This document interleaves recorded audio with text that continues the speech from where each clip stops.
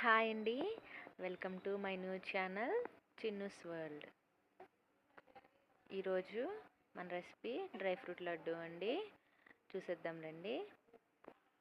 ముందుగా కాజు, వాల్నట్స్, ఖర్జూరం, పిస్తా, బాదం, బెల్లం తీసుకోవాలండి.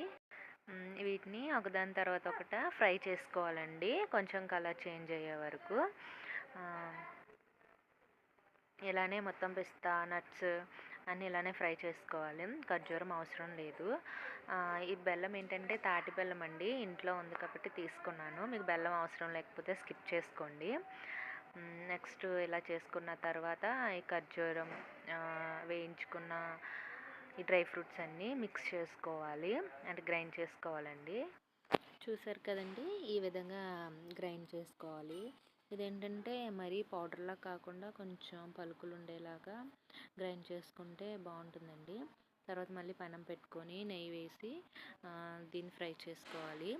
కొంచెం కలర్ చేంజ్ అయ్యే వరకు ఫ్రై చేసుకోవాలి. అలాగే గ్రైండ్ చేసిన ఖర్జూరం కూడా ఇందులో వేసేసుకొని ఫ్రై చేసుకోవాలండి.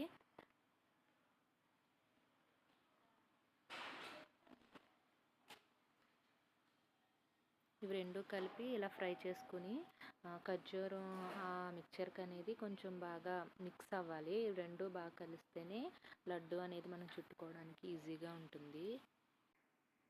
ఫస్ట్ టైం నా ఛానల్ చూస్తే సబ్స్క్రైబ్ చేసుకోండి. ఇలా అయిపోయిన తర్వాత దీన్ని ఒక ప్లేట్లోకి తీసుకొని లడ్డూలా చుట్టేసుకోవాలండి. లడ్డూలా చుట్టేసుకుంటే అంతేనండి, డ్రై ఫ్రూట్ లడ్డు రెడీ అయిపోతుంది. థ్యాంక్ యూ ఫర్ వాచింగ్ అండి. Subscribe my channel.